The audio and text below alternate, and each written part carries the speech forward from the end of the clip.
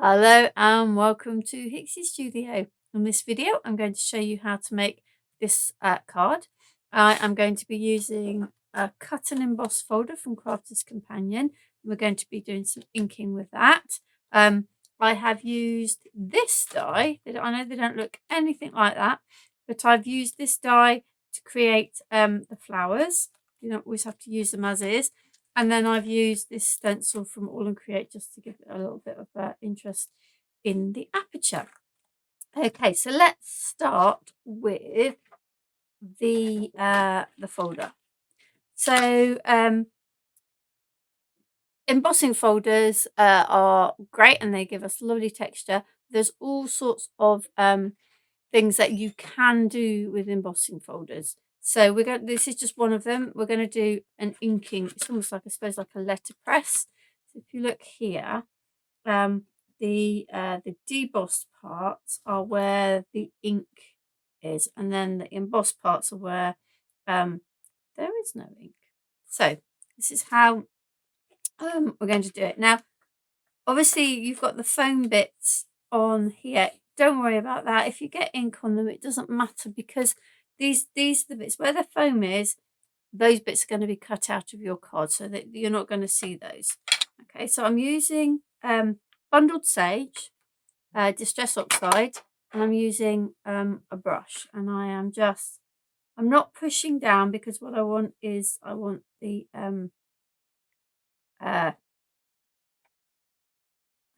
ink to go. I don't want to push it into the places I don't want it. Okay, so I'm inking kind of up to the edge too. And like I say, I'm going right up to and over the foam.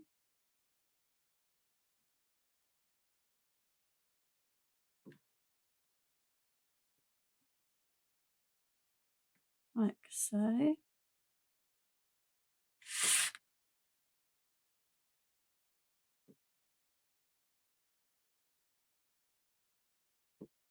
Hopefully I've got this inked okay. We'll see how we go. I've got ink pretty much everywhere. Okay.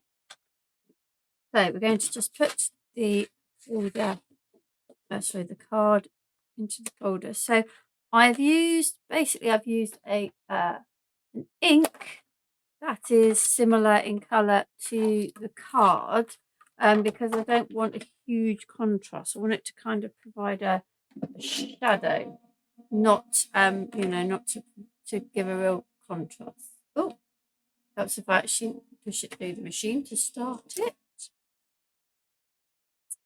So, and then hopefully, but you wouldn't always get, you will never get the same each time, just because you never ink the same each time. But you can see here that I've now got that the sort of depressed areas, the debossed areas have the ink on them, and you can see you've got the ink where it was on the foam as well, but those are the bits that are coming out, and then you've got that lovely lighter relief on the embossed part.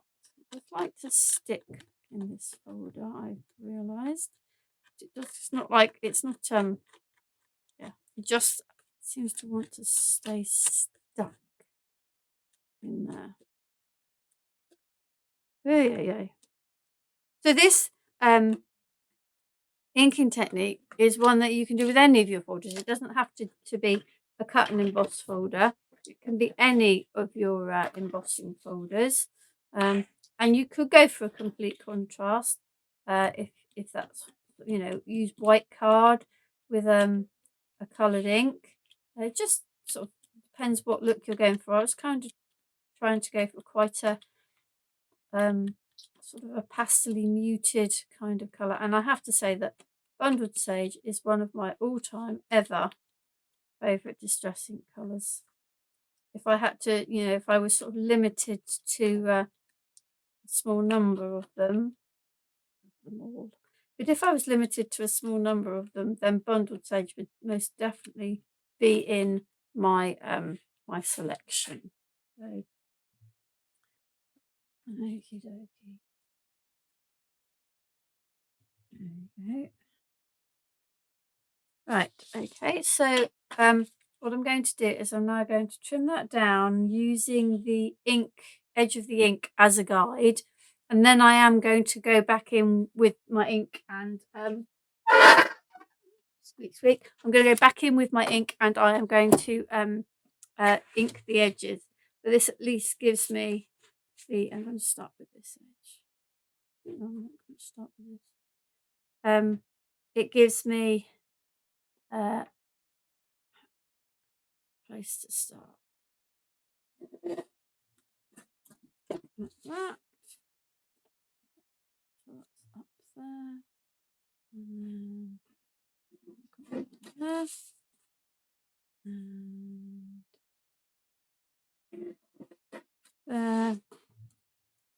And take a bit off here.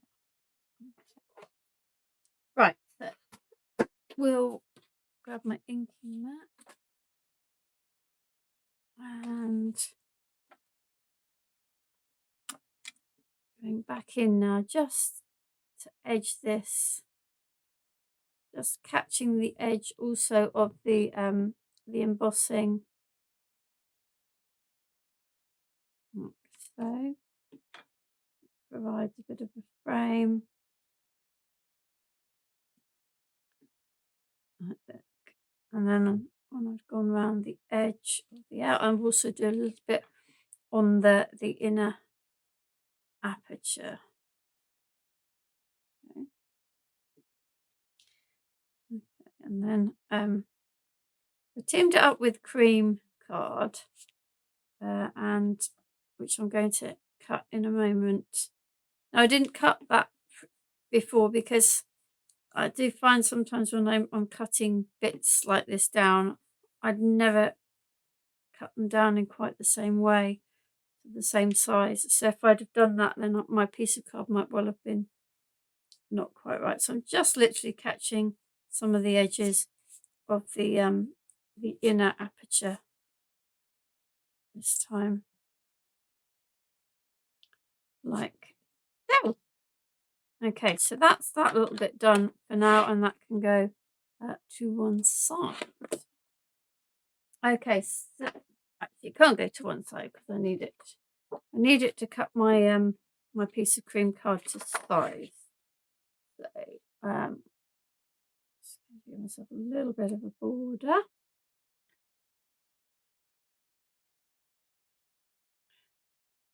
I'm just gonna do that by eye, just give myself a little mark. And then this there and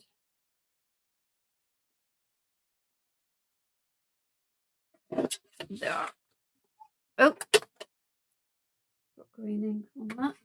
Not to worry. Not to worry because I'm gonna cover that anyway.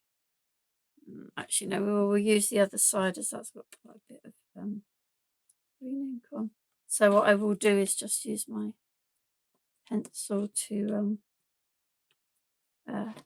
rub those out. Okay, so you can leave the aperture completely empty. It's, you know, it would look just lovely like that. But I decided I wanted a little bit more kind of interest on my aperture, so I've used this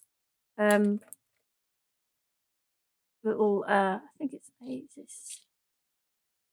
obviously that's A6, I think, stencil from Aall Create. It's called Crack Walls 2. It's by Olga Heldwein. And literally I'm just going to put it in the middle because all I want is something in the middle.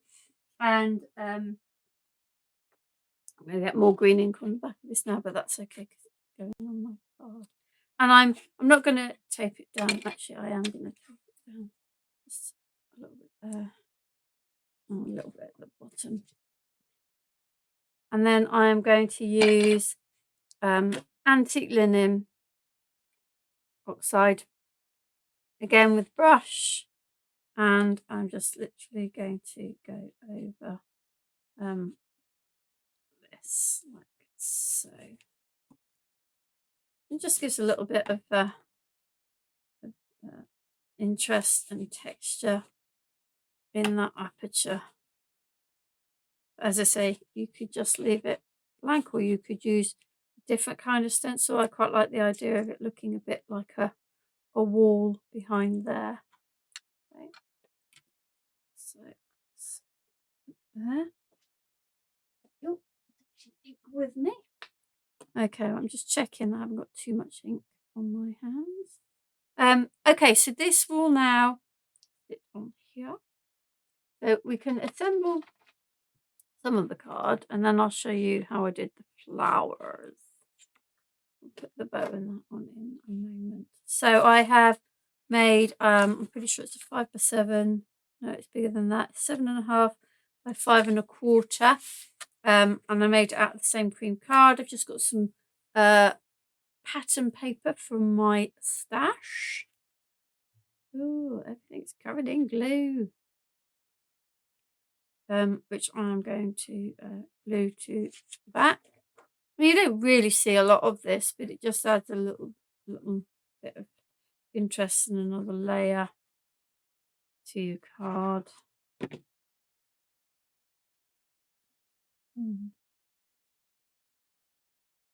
Like so.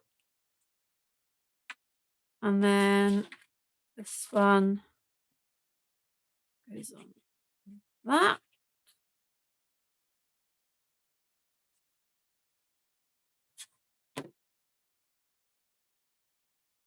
Like so. And this one goes on over that one.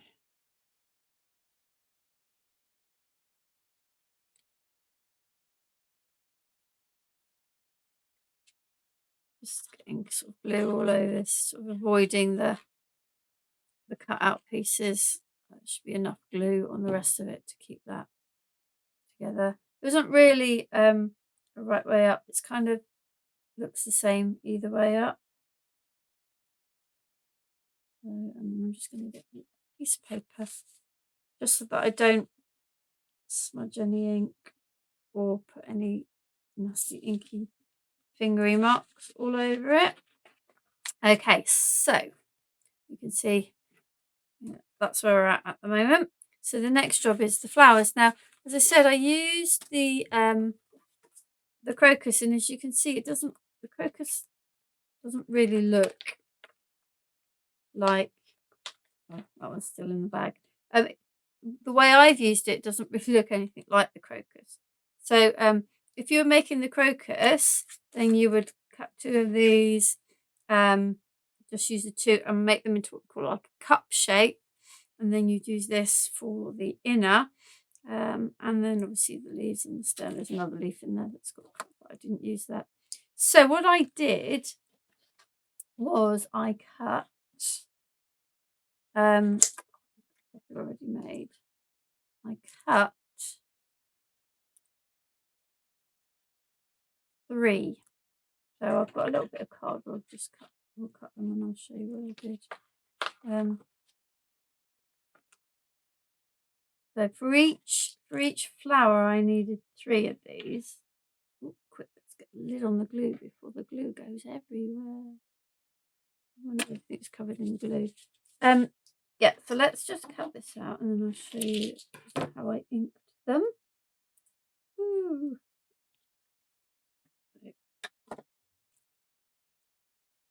Like so.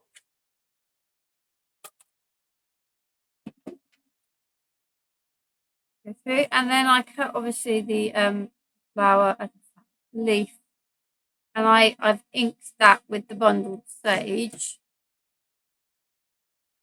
and then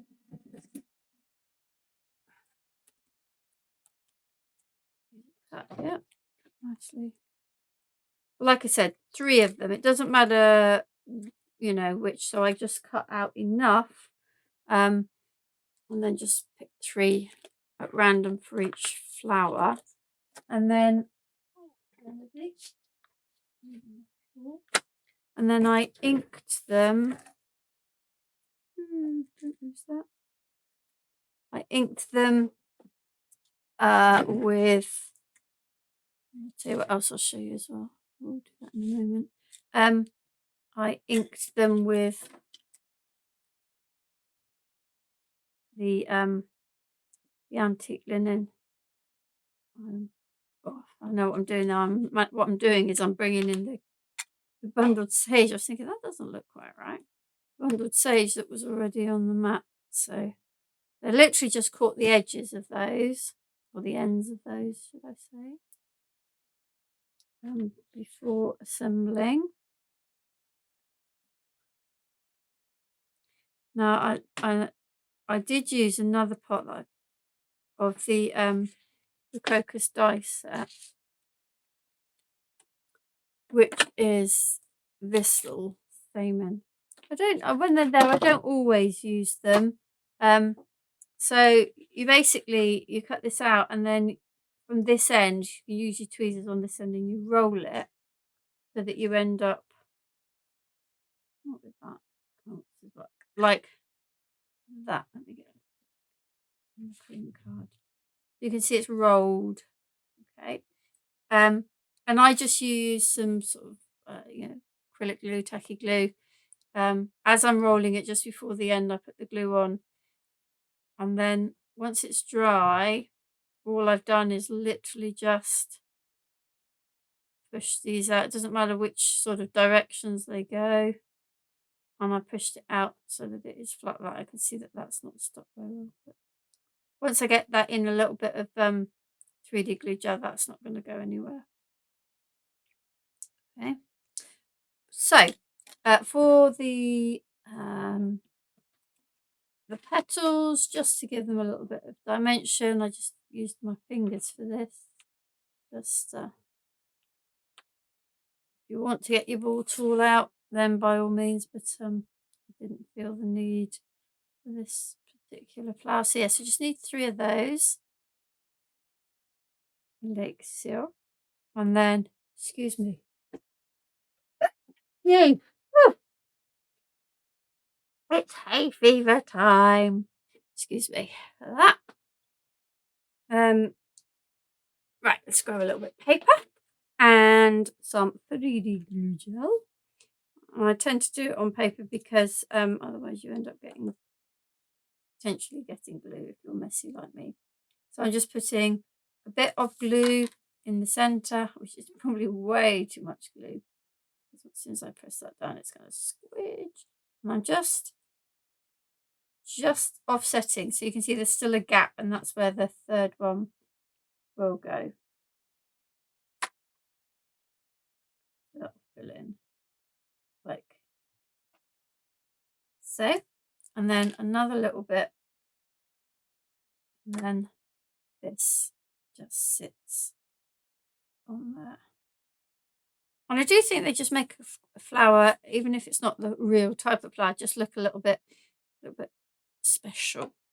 Okay, so there's my 3 flowers, and I've got the leaves. Now the leaves aren't particularly well, they're much longer than I would want to use. So what I actually have done is I've cut them in half as I've stuck them on. So let's get the flowers stuck on first. And usually when you're doing flowers, kind of go for a, oh, it needs to go way much way down there. I think looking at what I did before. I need a bit more glue, I think you do. Kind of there. And then that one goes kind of there. Yes, so what I was saying was quite generally when you're using flowers, well, this is the wet one, so I just need to be a little bit careful with this one.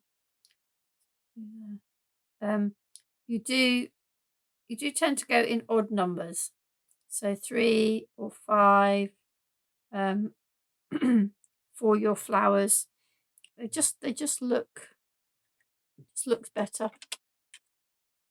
So I'm going to get this glue and I'm going to just literally chop them in half.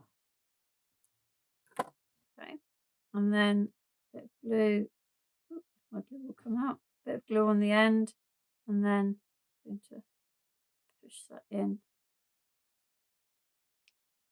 Okay, and I'll use the other bits in a moment. So I'll start with the and I cut these out of the pattern paper again, just to give it a little bit more interest. In there.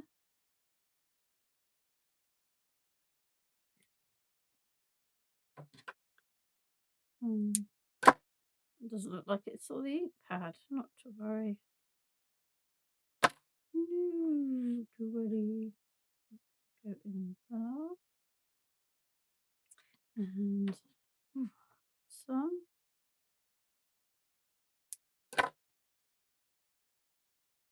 I think I'm going to put some there. And you see here, this is the one that I didn't ink. I am actually going to take it out because you can see it doesn't show up quite so well against the background.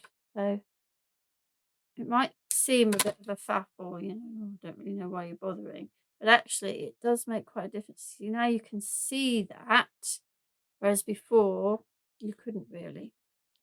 So but what I might do is bring that one and use it in there so it shows against that background now because it's on the cream. What else should we put?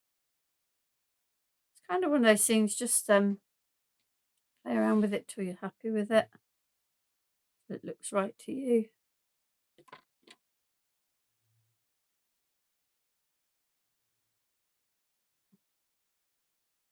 I'm not going to, but I might put one there because I've got the bow going there in a minute. So we'll put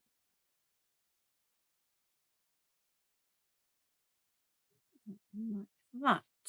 Okie dokie. And then I've got,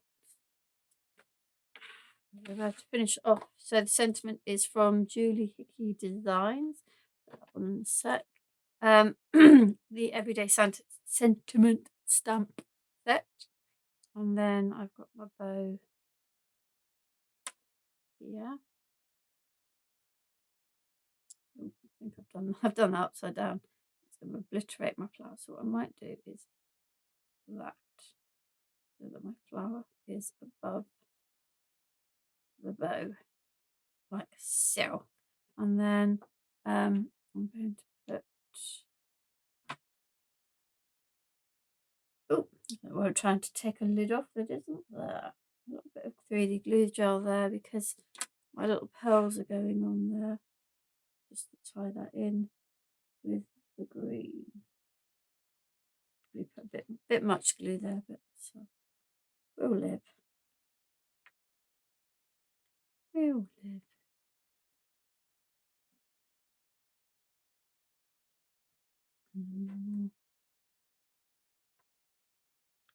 That makes the bow look, finishes the bow off nicely, and then the last thing we've got to do is to glue our sentiment on.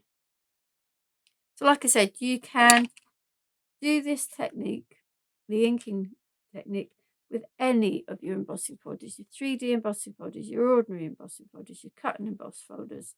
It works with all of them. And it sort of just gives a completely different sort of look to the effect. There we go. There we have our card that we've used our inking technique with our in our botanical gardens. I don't know if I even said that earlier. Botanical garden, sorry. Cut and emboss folder from Crafter's Companion. I used the Cracked Rules 2 number 38 stencil from Aall Create to create interest in here. And then for the flowers and foliage, I used this lovely Garden Notes Crocus die from Elizabeth Crafts. Now, I have another video on the channel using this this cut and emboss folder, sorry.